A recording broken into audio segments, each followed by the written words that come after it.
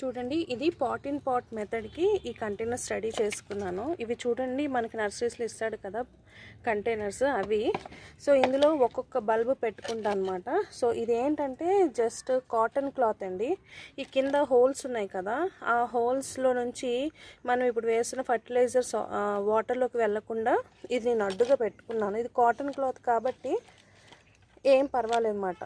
So కిందకి వెళ్ళదు, water కూడా కింద నుంచి చక్కగా వేర్లకు కూడా టచ్ అవుతూ ఉంటాయి. సో ముందుగా నేను ఇది ఉంది కదండి, మనం కలిపి పెట్టుకున్నాం కదా ఈ వర్మి కంపోస్ట్ బోన్ మీల్, ఇది జస్ట్ ఒక గుప్పెడు చొప్పున వేస్తే చాలండి. గుప్పెడు, కొంచెం ఎక్కువ వేసినా కూడా కొంచెం ఎక్కువ వేస్తే పర్వాలేదు, ఎందుకంటే ఇవి చిన్న కంటైనర్స్ కదండి, సరిపోతుంది. ఓకే, సో ఇలాగా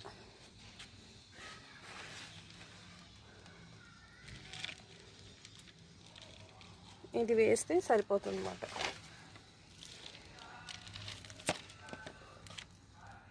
ఓకే, సో వేసేసినాక ఇప్పుడు ఆల్రెడీ మట్టి ఉంది.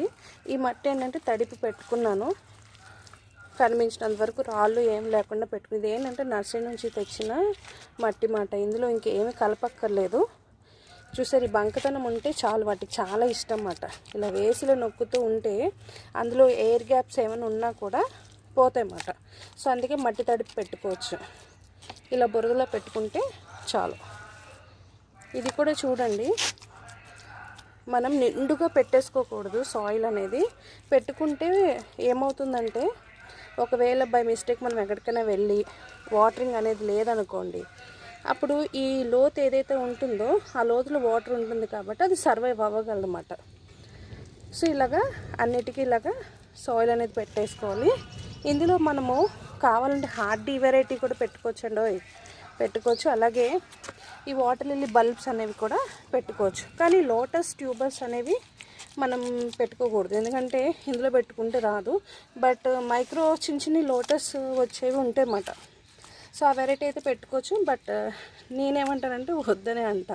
మనం అది ఒక్క ట్యూబరు మనకి బయట 1000 రూపీస్ అలా దొరుకుతుంది. సో ఇంత చిన్న వాటిలో పెట్టుకునే కన్నా పెద్ద వాటిలో పెట్టుకోవడమే బెస్ట్.